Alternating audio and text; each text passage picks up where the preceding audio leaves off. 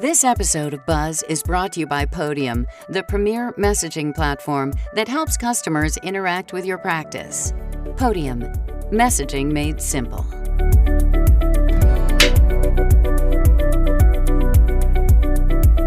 Hi, and welcome to another episode of Buzz. I'm your host, Brad, and today we are welcoming a special guest. Say hi to Derek Van Ness. Hey, Derek, how are you? I'm fantastic, Brad. Thanks for having me. Pleasure to have you, and big thanks to the audience for joining us on another episode. We know there's a lot of great programming out there that you can tune into, whether it's another podcast, Netflix show, or obviously a plethora of inspiring content on YouTube. So Derek is with Big Life Financial. Derek, just let our audience know kind of what Big Life Financial is, a big snapshot of what you created and the services you've provided, please. Yeah, great. So what we do, Brad, is we work with a lot of small business owners. We happen to have a specialty in dentistry and a couple of other fields, but we help small business owners keep more of what they make and be smarter with the money. A lot of people, focus on marketing and some of the things that you teach them to do, and they make more money. But what we find is a lot of people are on a financial treadmill, meaning they're running real hard at making money, but they're not going anywhere. And at the end of the year, they've run a ton of, millions of dollars through their business, but they're looking around like, where did it all go? What happened? And a lot of that money gets sucked up into taxes. A lot of it gets sucked up into mismanaged cash flow. A lot of it is people don't have a great savings habit or don't know how to grow their money. And so we help to remove a lot of the mystery and misinformation in that area, because there is a lot of bad information out there. So we help them keep more of what you make and then do smart things with it so that over time you have something to show for it. Assets build up, streams of income, all that other stuff. Dentists are ideal because dentists, have a good income. If they can get it together with the back end, a lot of dentists just shoot through the ceiling with their net worth, with their income, because they're dealing with a lot of assets. So one of my favorite groups of people to work with. Wonderful. And tell me about the research and development incentives that you were mentioning, please. Yeah, these are something that a lot of people are really unaware of, right? We all file our taxes and we have a CPA, and that person's supposed to help us structure how we pay ourselves and how we have expenses so we can write a lot of that off. And we're mostly aware of that. But what we find is that almost nobody's aware of these research and development credits. And the real short story was back in 1981, the government brought in incentives because the US auto industry was dominant in the world with making cars. And all of a sudden the Japanese came along and started kicking our backsides. And so the government said, hey, we need to encourage more development, more research, more innovation. And so they created these credits.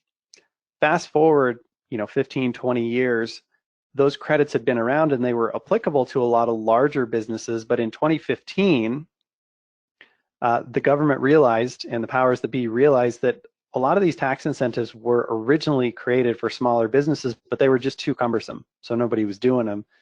So they changed a couple of the rules in 2015 that really made it accessible for smaller businesses like dental offices and clinics to be able to utilize these. And what they really reward is if you're doing things that are custom, and listen, almost everything in dentistry is custom, right?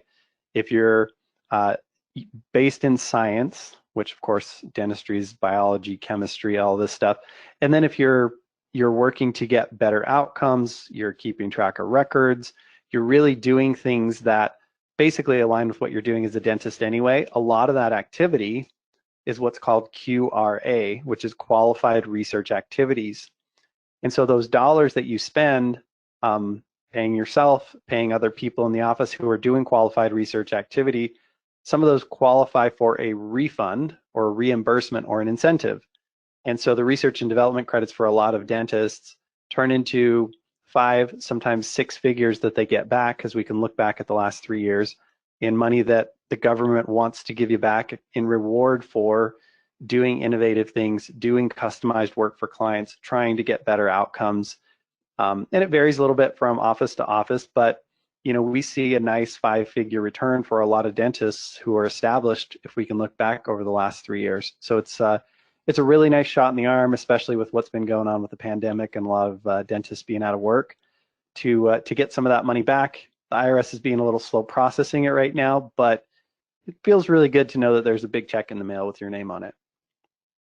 Absolutely. And Derek, clearly over the years, you've worked with many industries, not just dental. And because this is a marketing show, I got to ask you, after the practice has created some financial certainty and got the ball rolling, what have been some interesting marketing or advertising success stories you've seen over the years that you could share with the audience? Well, there's been a lot of things over the years, Brad, but I think what is most relevant right now is I feel like marketing is changing dramatically, right? It used to be that a lot of people ran cold advertisements and pay-per-click ads and those kinds of things. And I feel like a lot of people have discovered that relationship-based marketing is really, really important these days.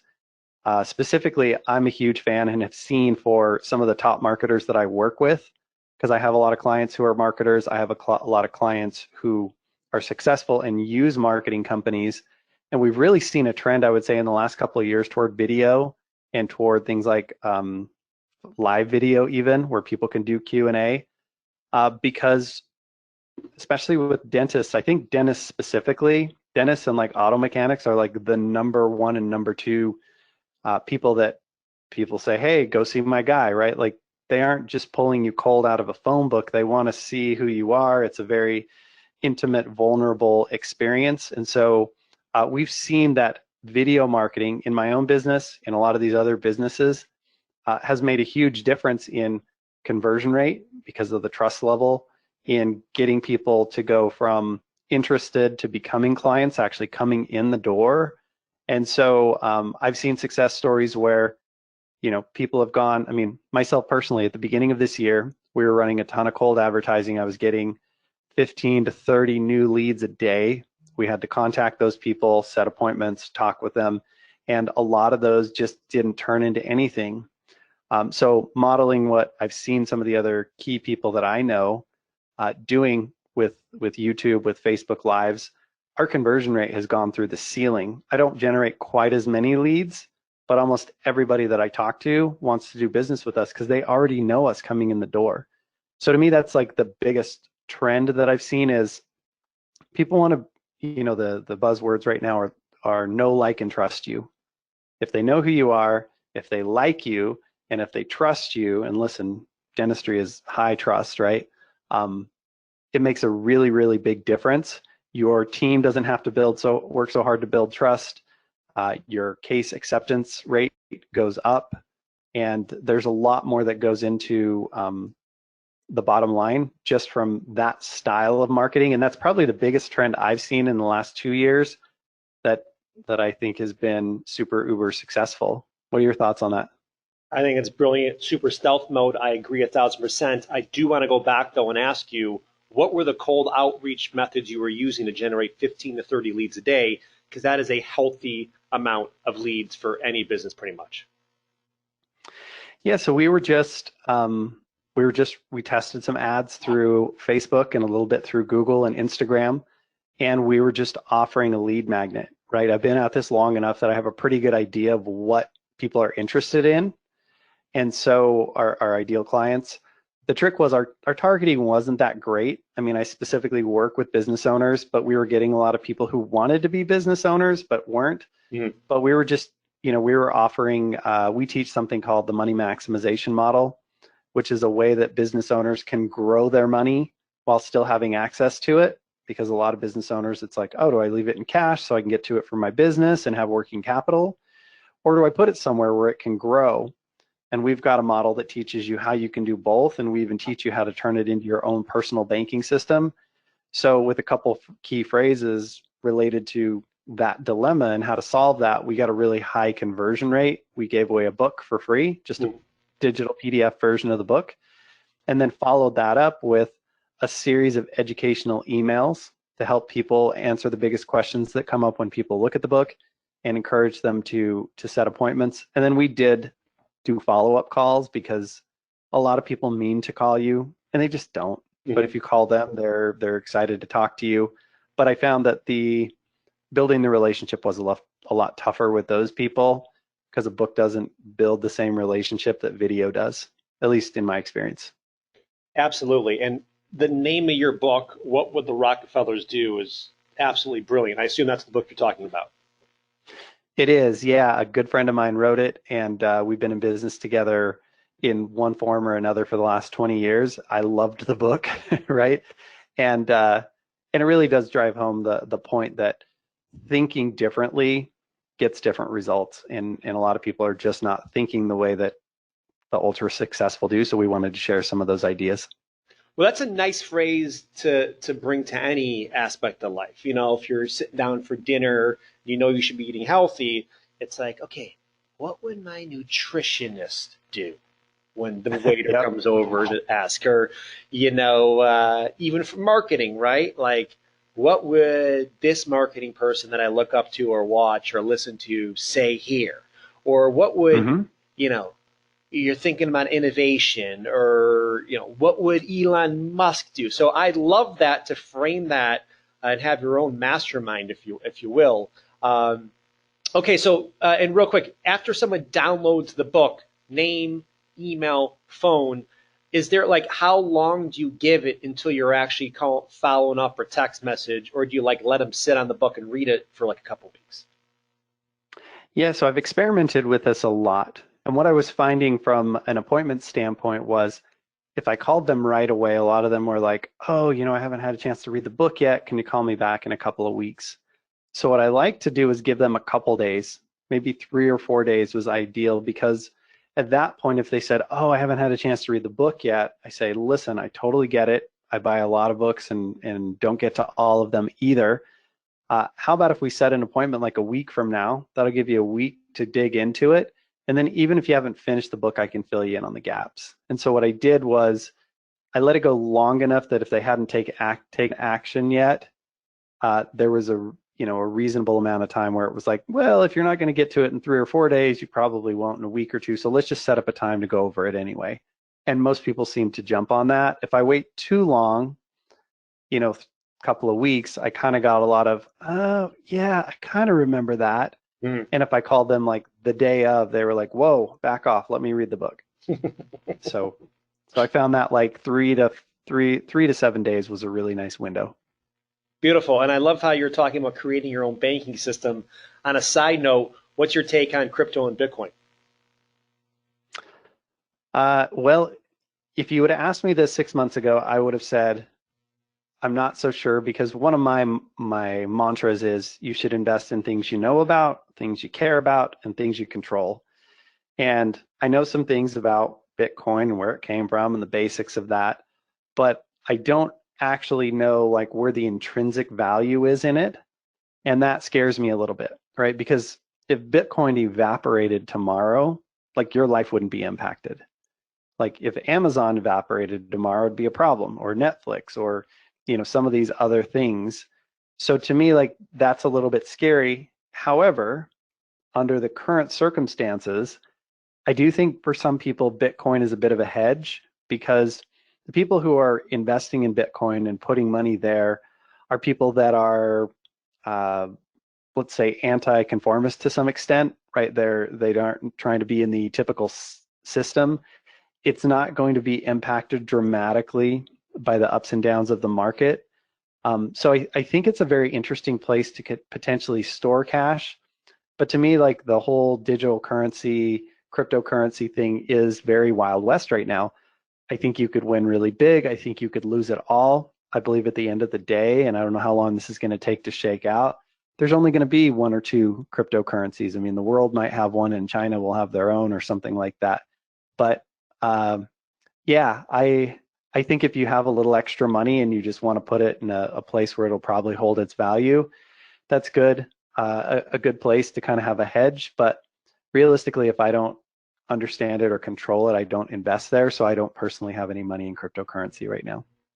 Yeah, it's interesting. No, it's a good message. Like, if you don't understand it, it's like a regular stock. If you don't understand the product, you don't use it. I don't see how people invest in just typical stocks.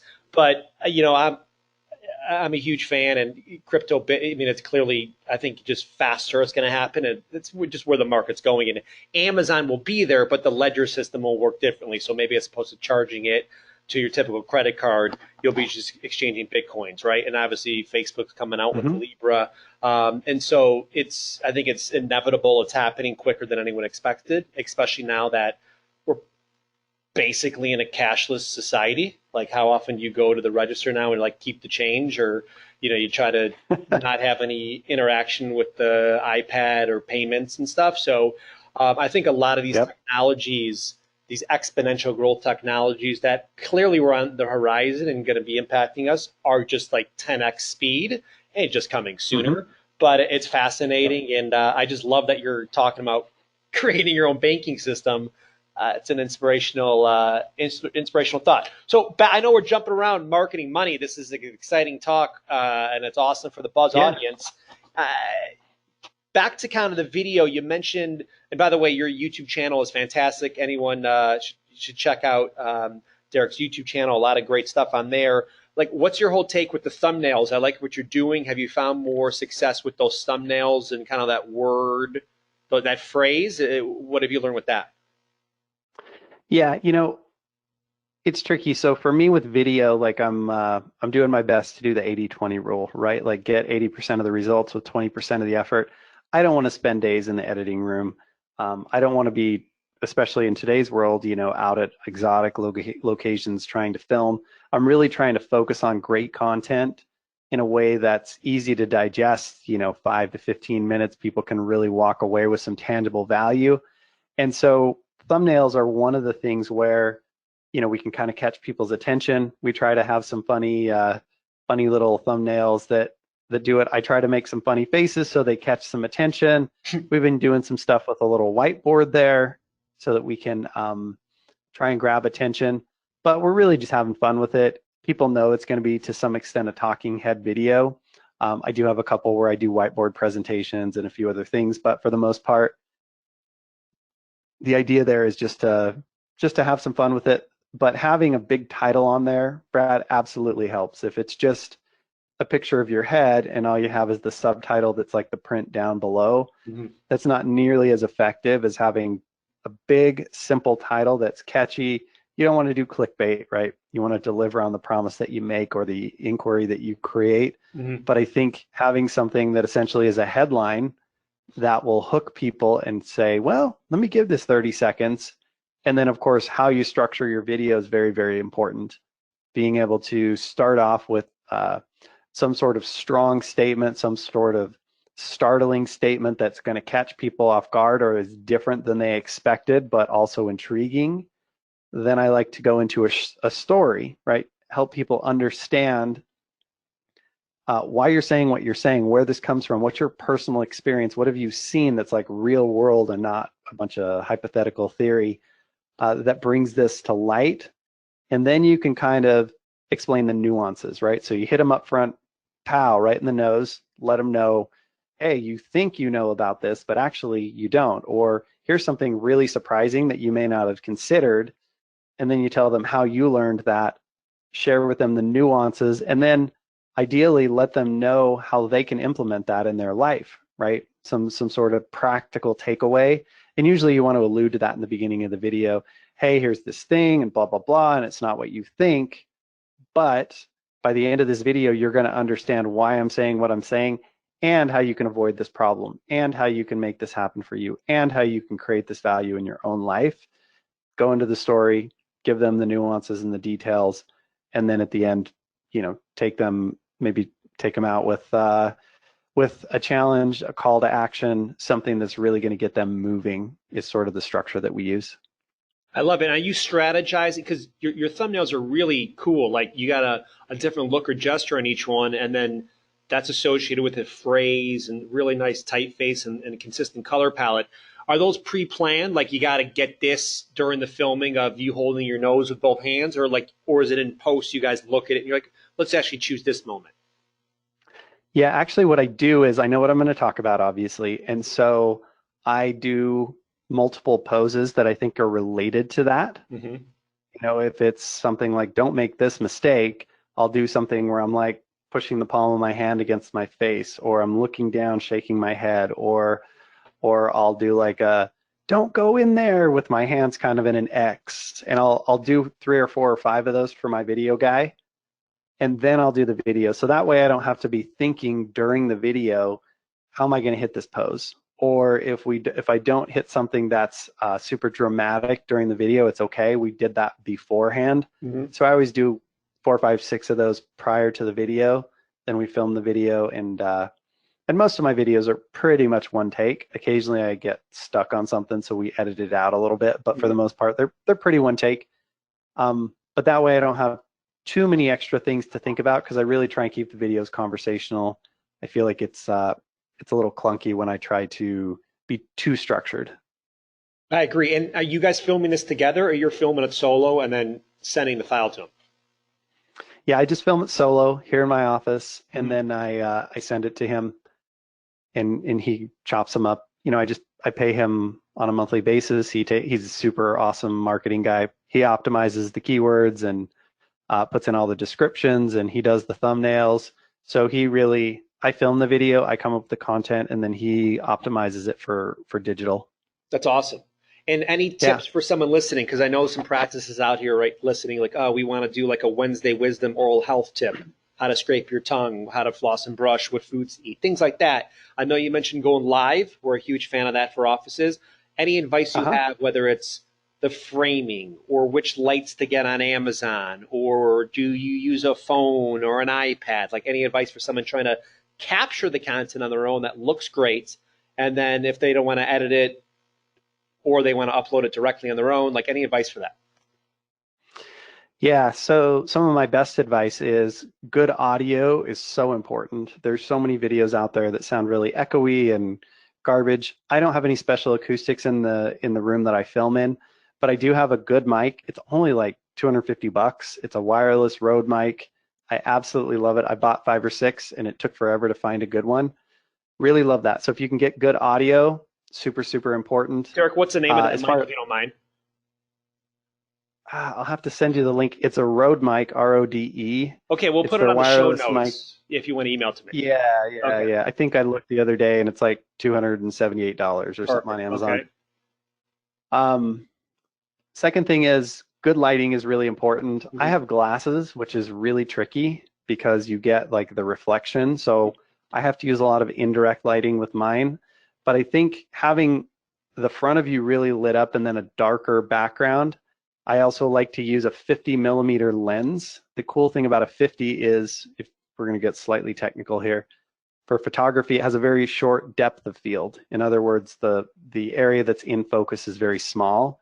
So that way it creates a focus on my face, but the background is all blurred out. So if you ever want to do that, a 50 millimeter lens is super good for that. And then, you know, have your background a little further back so that you can create that cool effect. I keep my background dark and my foreground really lit. And then I also, in addition to having a light in front of me, I have a light that's above me and slightly behind me. And what that does is it kind of shines off your hair or your head. If you pay attention in the movies, almost everybody has like the light shining from behind them, so you can see their hair. You get this kind of this side glow, and it really helps it look a lot better. I also have some lights that I really like. They're Neewer lights, Neewer, and they have a yellow or a white to them, like a gold or a white, and you can adjust them by separate knobs. And those are really great because then I can adjust something so that I don't look super pale or washed out, versus giving me some nice color so that I look healthy and vibrant.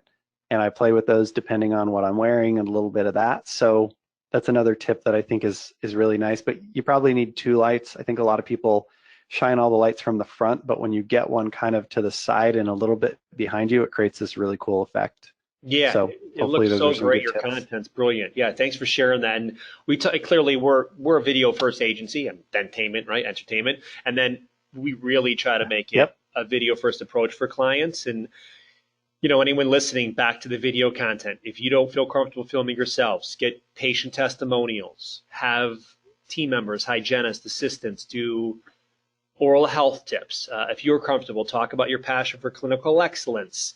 Did you get a new CEREC machine? Talk about same-day dentistry.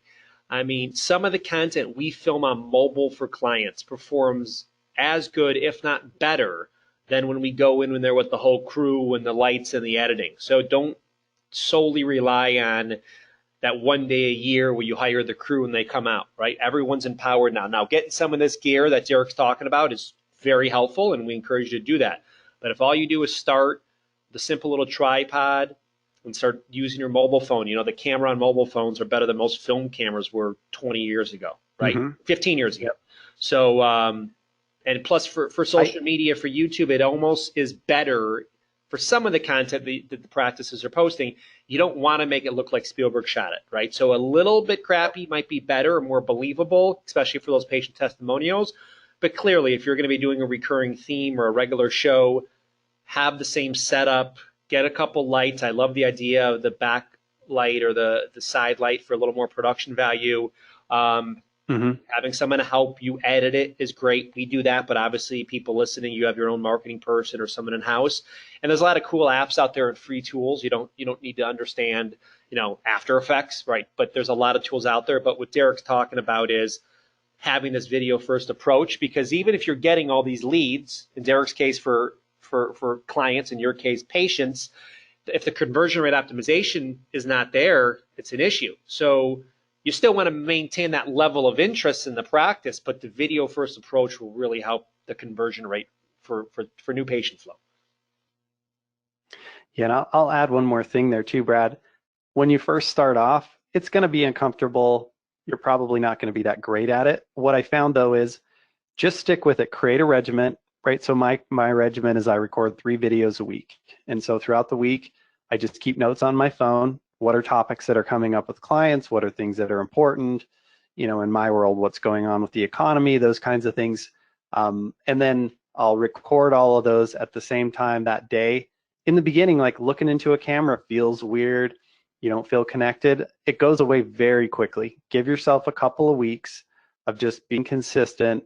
I block out my Thursdays. There's a time that I record every Thursday. So it's on the schedule.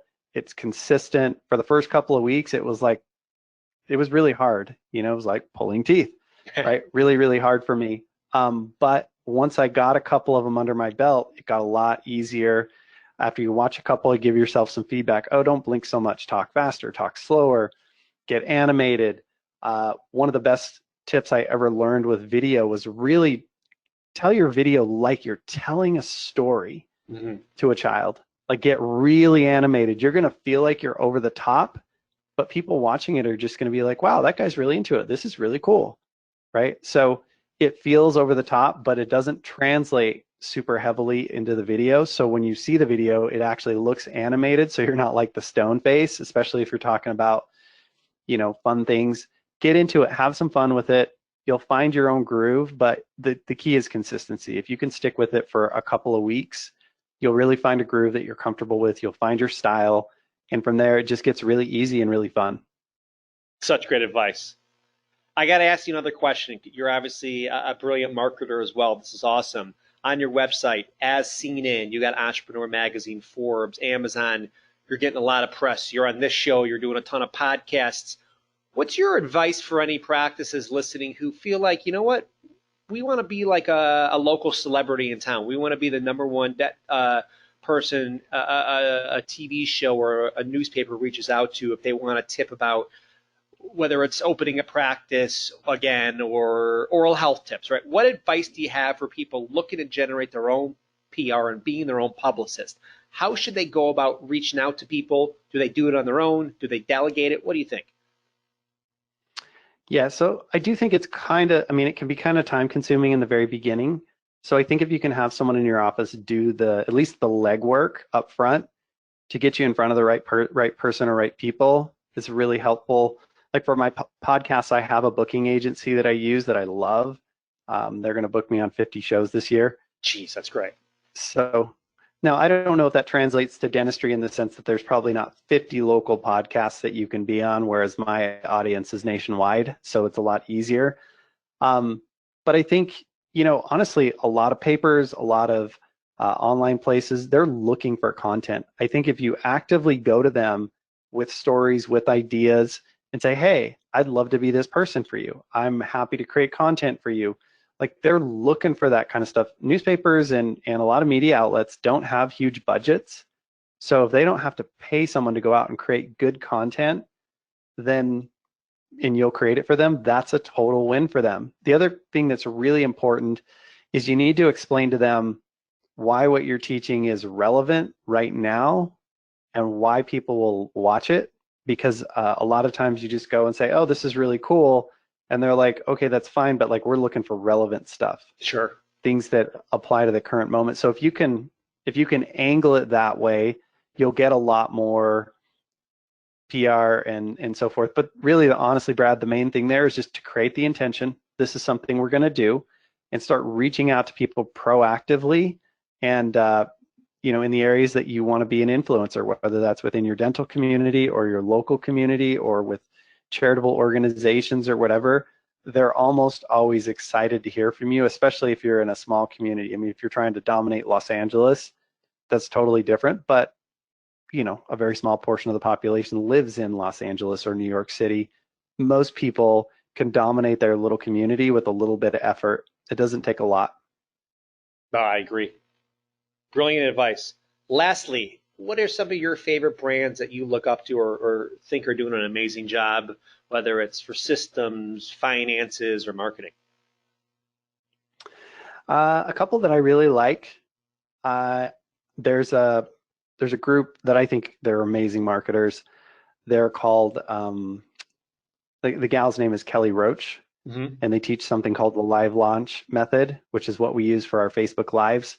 In fact, I just finished doing a 7-day tax master class, and like we added, even to a small group, we added I think 250, 300 people in the last week just from doing the live master class. Wow. And then our conversion rate has been quite good, with all of a sudden a lot of those people are turning into, hey, I want to talk to you, I want to work with you, how do I get more information, I want to discuss these topics. So I think what they're doing is really fantastic. A good friend of mine, the guy who wrote the Rockefeller book, his name's Garrett Gunderson. He has a company called Wealth Factory, and he does a tremendous job, in my opinion, of marketing, creating tremendous value, and being really creative, coming very stylistically at it. So Wealth Factory is a great one, and he and I are really close. His website is unbelievable.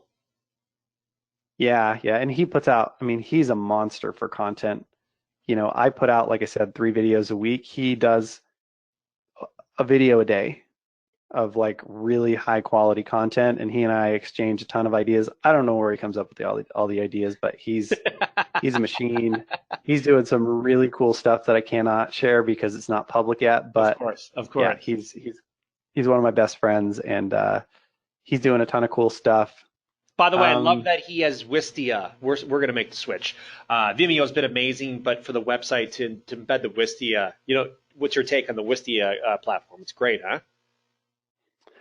I haven't used it. I use Vimeo right now for a lot of my stuff, just because it was a Band-Aid.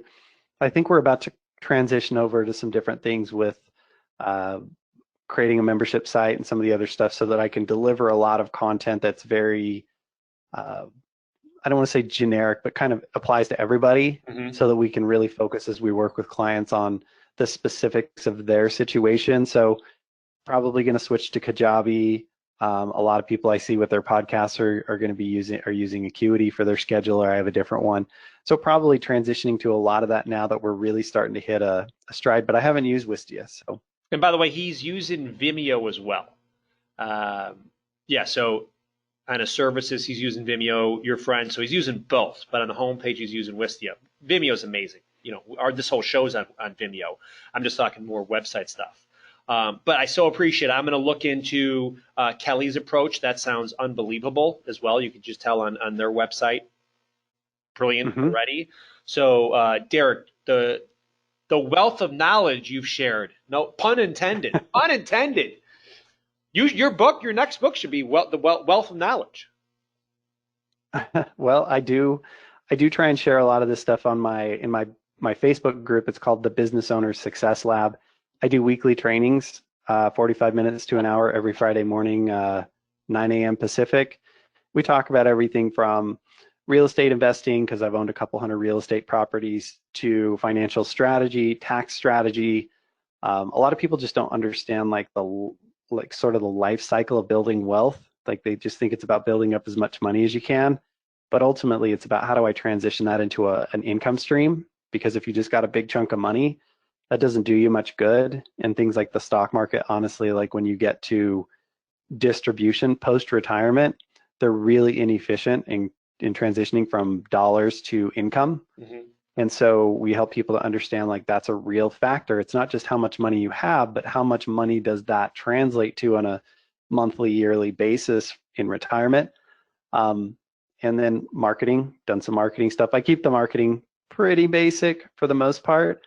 And then, financial strategy, tax strategy, just areas where I think it can create a lot of value for a lot of people, because it's a big space out there. There's a lot of stuff to know, and if I can help create interest and share resources, people seem to get a lot of value out of it. Well, you've provided a plethora of value today, and I can't thank you enough for joining us on this episode of Buzz. My pleasure. Loved it. Everyone, thanks for tuning in. Reach out to Derek at biglifefinancial.com. Grab the book, What Would the Rockefellers Do? Check out the YouTube videos. And by the way, is that Facebook Friday group closed or is it open? It's a private group, but to join, all you have to do is answer a couple of questions. We're just trying to understand who our demographic is. You know, are you a business owner? A couple other key things. Beautiful. Well, whatever you do, encourage you to reach out to Derek. Derek, thanks again for joining us. Hope to have you back as a guest, and really appreciate you sharing everything. And once again, thank you to the audience for tuning in. If you follow some of Derek's wisdom, whether it's for finances, marketing, systems, whatever it may be, you'll have more success, more balance, you'll create financial certainty, and most importantly, you'll be a Wizard of Buzz. Take care.